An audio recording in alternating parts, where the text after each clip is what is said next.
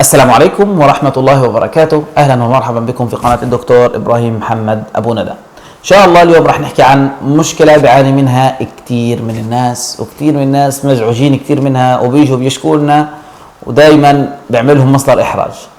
بدنا نحكي اليوم عن موضوع الشخير، الناس اللي بتشخر في الليل. طيب الشخير يعتبر مشكلة كبيرة لصاحبه ولمن حوله، وكمان بيزعج الناس اللي كمان بيناموا قريب منه، حتى هو مصدر إحراج لصاحبه. طب إيش العمل في الموضوع هذا؟ خليك معايا إن شاء الله رح تعرف النصائح اللي إحنا رح نحكيها في آخر الفيديو. بقول لك تشير الدراسات إنه حوالي 60% من الرجال بشخروا و40% من النساء بشخروا، وخصوصا فوق سن ال60. طبعا في بعض الحالات ممكن يهدد الحياة، خصوصا إذا كان شخص كبير. طب إيش أسبابه؟ ممكن أن يؤدي وجود خلل في مجرى التنفس أو حتى التنفس عن طريق الفم لظهور مشكلة الشخير. يعني هنا إجت مشكلة الشخير، خلل في مجرى التنفس، أو إنه شخص بتنفس من تمه. طبعا ظهور مشكلة الشخير إنه قلة النوم، الإرهاق، زيادة المشاكل الصحية ممكن برضو تأثر لنا على الشخير، بمعنى إنه صار في عندنا مشكلتين، أنت هيك للأمانة أمورك تمام، يعني صار في عندك مشكلتين، المشكلتين هذول ان شاء الله رح نحكي في الاخر كيف نخففهم، خليك معانا.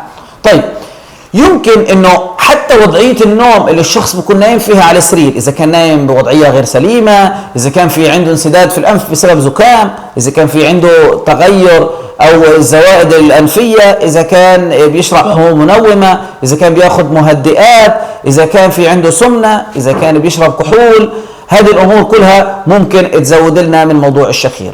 طيب انت حكيت لي اسباب كتير، كيف انا بقدر اخفف من موضوع الشخير؟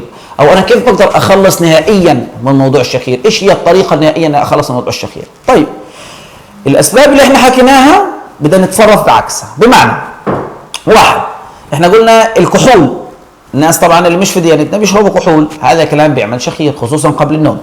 بدنا نتجنب تناول المهدئات والحبوب المنومه، خصوصا اذا ما كانش الامر ضروري. في ناس بتاخذ هاي الحبوب عشان تسرع على طول نومها، اذا كان الامر غير ضروري نحاول نبعد عنها. بدنا نقلع عن التدخين، او على الاقل نخفف من التدخين.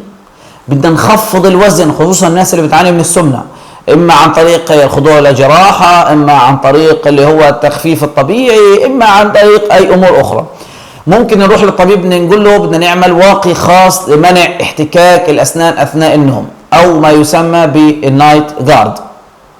فممكن نروح للطبيب، الطبيب راح ياخذ طبعا الاسنان ويعمل لنا حاجه هيك نعض عليها واحنا نايمين تخفف لنا من هذا الموضوع. طيب هذه الامور كلها نصائح. طيب ايش في كمان ممكن تقول لي؟ بدنا نتجنب الاقراص تبعت مكافحه الشخير.